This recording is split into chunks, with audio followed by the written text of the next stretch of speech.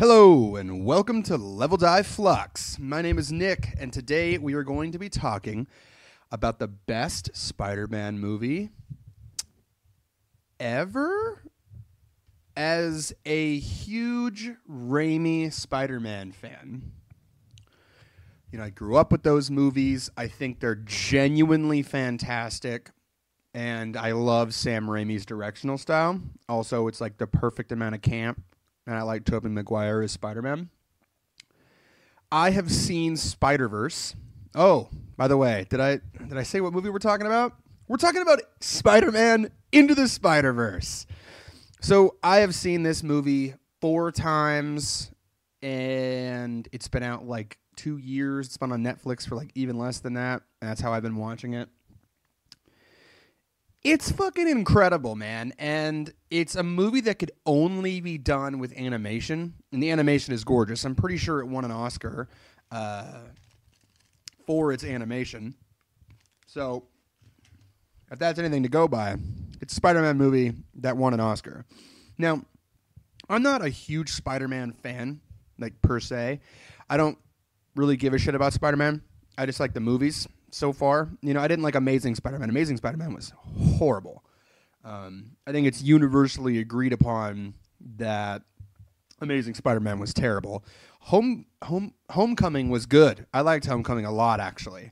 I haven't seen Far From Home yet, but I think that even without seeing Far From Home, I think that Spider-Verse is a better Spider-Man movie. Let's get into it. So, this movie has probably some of the best character development that I've seen in a superhero movie, like, ever. So I think one of the big ones is Miles' dad. Like, he starts off kind of brusque and short with his son and doesn't really understand him. Throughout the movie, he, tells him that he loves him, tells him that, he just believes in him, that he can do anything that he puts his mind to, and he just loves him dearly. Miles learns how to become Spider-Man. He goes through the process of learning to be a kid, a student, and Spider-Man. We get Peter Parker. Like, Peter Parker gets, like, a redemption arc. So he starts off as, like, a piece of shit. And then as the movie goes along, he just grows on you and grows on you and grows on you. And he doesn't ever, like, the movie, it just doesn't stop. Like, it is nonstop with its action, with its character development, with how it makes you feel.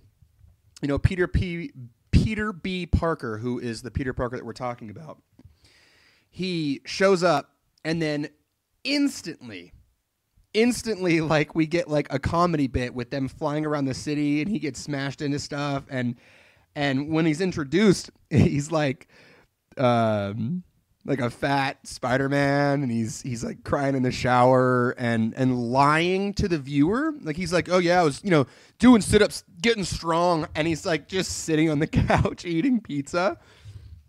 And I really like him. And then as it goes on, as we see more of him, like, because he likes Miles and because Miles is showing that he wants to be Spider-Man, Peter Parker becomes a hero again.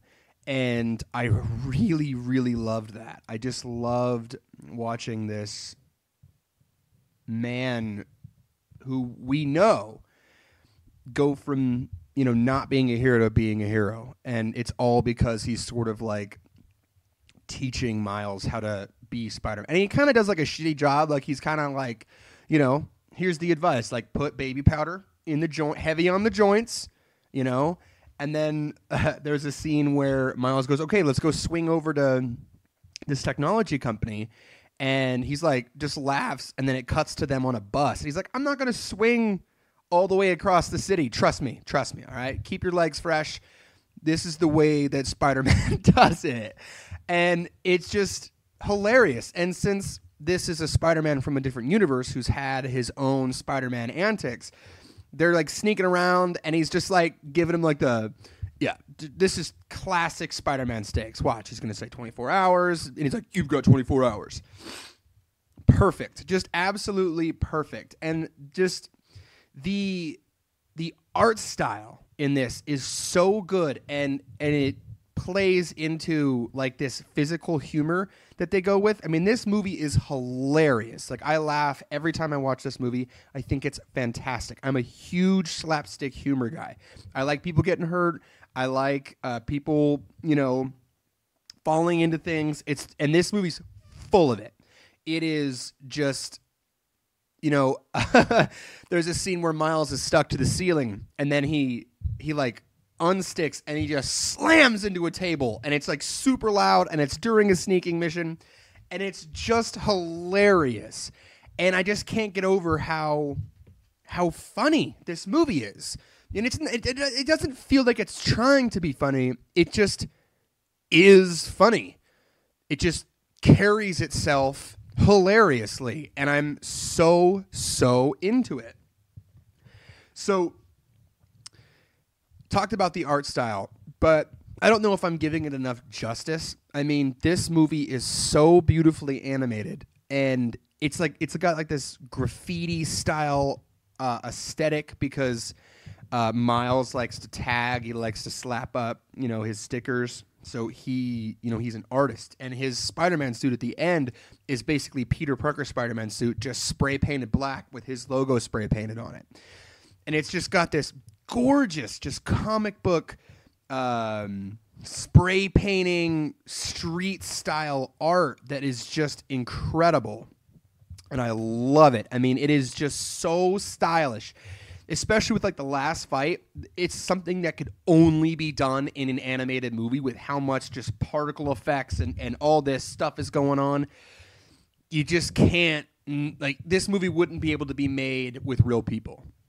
And they pushed it. I mean, they just went for it. They're like, we know that this is going to be an animated movie. We're gonna animate the shit out of this movie.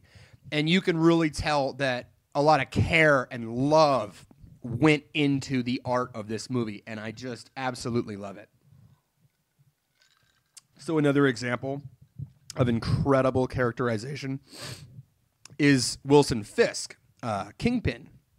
He's the main bad guy of the movie, but you find out like his reason for doing everything.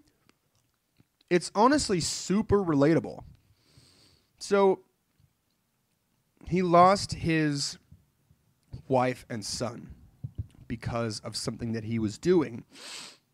And his family ran out of the house and got hit by a car and fucking died. And it was his fault, because he was like beating the shit out of Spider-Man in their home. And they were just scared. They were like, oh my God, what are you doing? What are you doing? And they run off and they go get killed. And he just like wants to grab a wife and son from a different dimension and like make them his family. And like, I get it. Like, that's a reasonable quest for the villain. And it's something that we as viewers can totally associate with.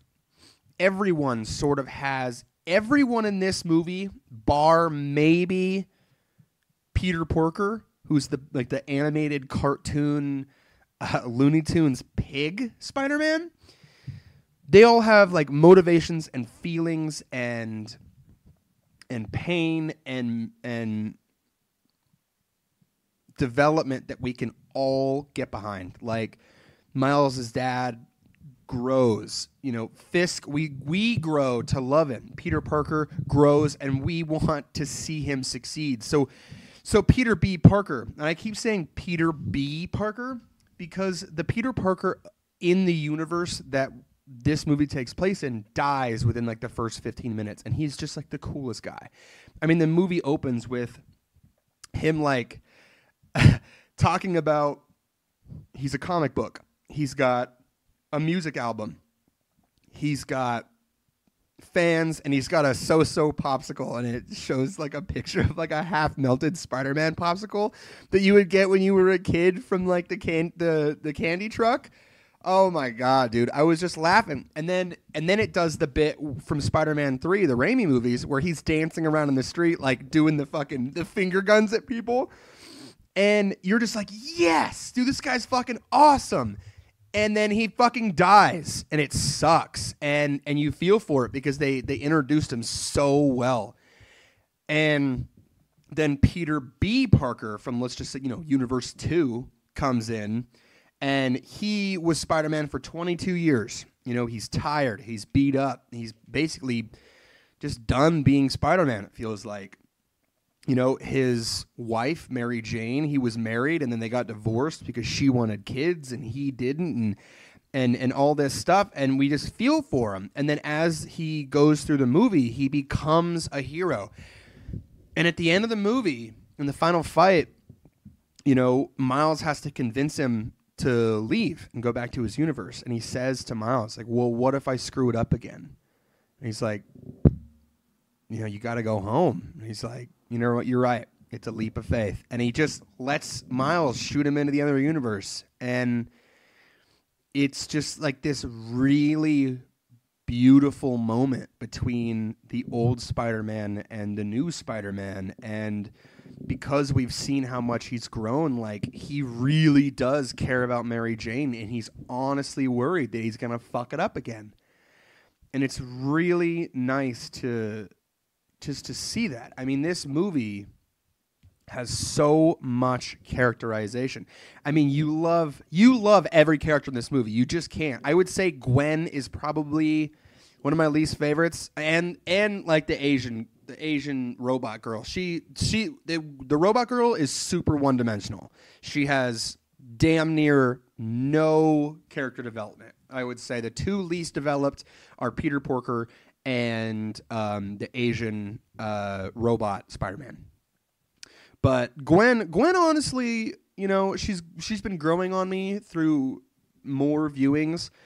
She just had she lost her best friend and she has a hard time making friends, and I'm interested to see how she develops more. I believe that she's getting her own movie, so I would like to see her in her own element. I think it'd be really cool to see, and she's been growing on me. I like her. Noir, Spider-Man Noir is so cool. You honestly can't not like him. It's played by Nicolas Cage. And I didn't even know. I was just heard the voice and I was like, what the fuck? Is that Nicolas Cage? Look it up. Oh my God, it is. He just does a great job. Spider-Man Noir is just black and white. Excuse me. He's just black and white, and he's from the 30s, and he fights Nazis and stuff. And it's just great. And he falls in love with a Rubik's Cube. It's just awesome. But I would say my favorite character in this whole movie is Peter B. Parker. And then Miles' dad is second, for sure. I just really like his development through the movie, where he just slowly becomes a better and better and better dad. So Miles' relationship with his uncle. So Miles, we all know the Peter Parker Spider-Man origin story. Uncle Ben dies.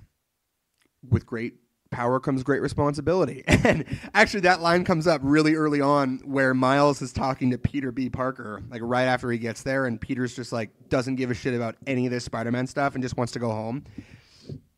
He goes, with great power comes, he's like, don't you dare finish that line. Don't do it. Don't say it. And he just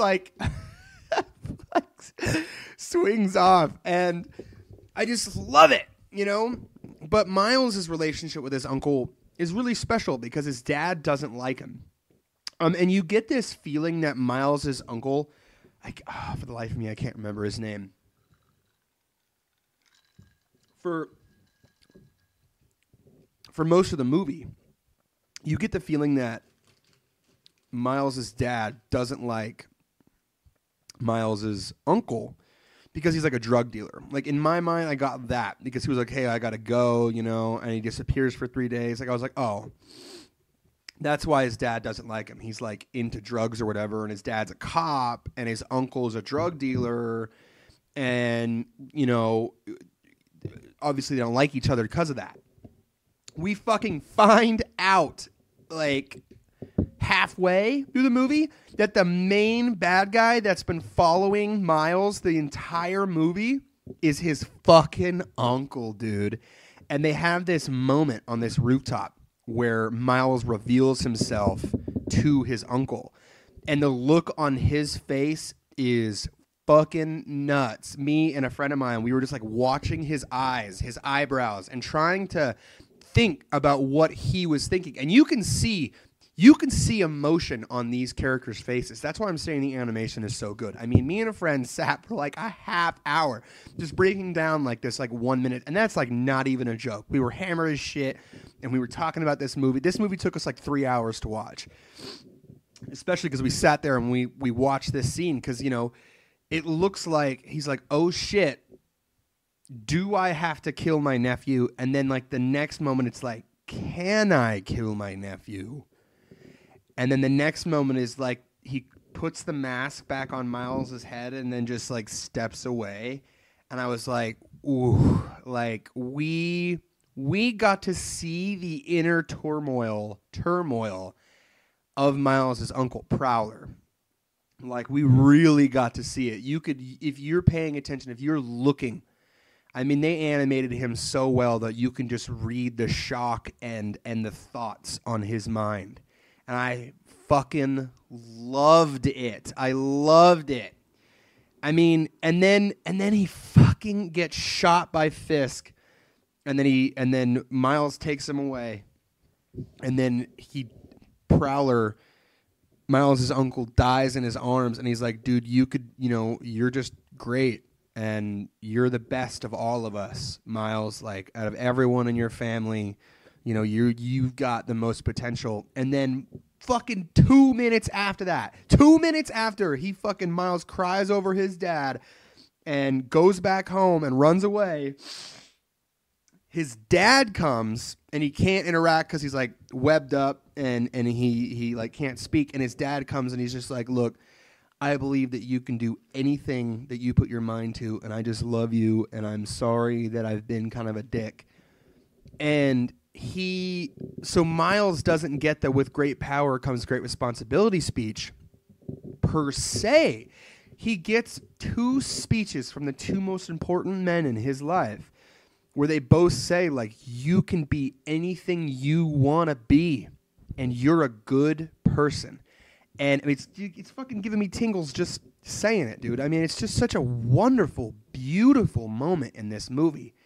And that's when he goes, fuck yeah, I'm going to be Spider-Man, because he's been having a hard time swinging, using his power, so he can actually turn invisible and like he can do like a shock out of his fingertips.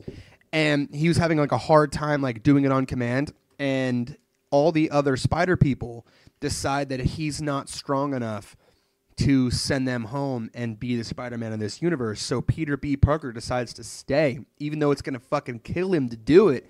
He's going to stay. And after that conversation between his uncle and his dad, he makes the decision to be Spider-Man. And he goes to Aunt May's house, and he gets a fucking spider suit, and he swings, he thwicks his way. And they do like the thwick. They do the thwick as a sound effect. Oh my God, it's just so good. So he swings there, and then they go to like the universe collider, and there's just this huge epic fight. But like after that speech, after the you can do anything you put your mind to speech, he becomes Spider-Man, which is exactly what Peter Parker did, but it was just slightly different. So the music in this movie, amazing, absolutely amazing. What I really loved about this movie, Miles is a black middle schooler. Yeah, he's in middle school. Vision's middle is where he goes. Vision's middle, by the way, holy shit. Vision's middle is like some sort of turbo middle school for people who aren't brainlets. Like, I'm a fucking brainlet, dude. I would not be able to go to that school. No way. But he is a black middle schooler.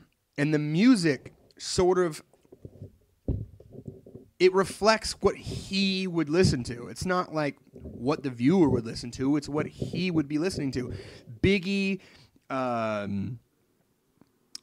Post Malone, like all these like modern day rap artists. There's like a pretty good list of like modern day rap that's in this, and then like they play like one like really good Biggie song, and I was just in it because it's really like reflecting like what he'd have in his earphones, and I like that they didn't try to use like fucking white people music, man. There's not a single fucking, well, Post Malone's white, but you know, but I mean like it's not shitty modern pop new folk trash. It's what he would listen to in the streets of New York as a black middle schooler.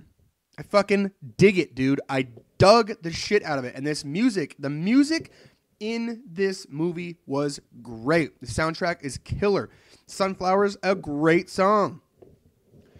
So basically, I just love this movie.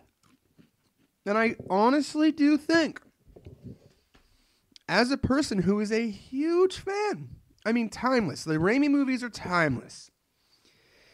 But I think this movie might be timeless too. I really do. This movie is going to have long-lasting appeal. And it's going to be good enough to watch 10 years from now, just like I do with the Raimi Spider-Mans.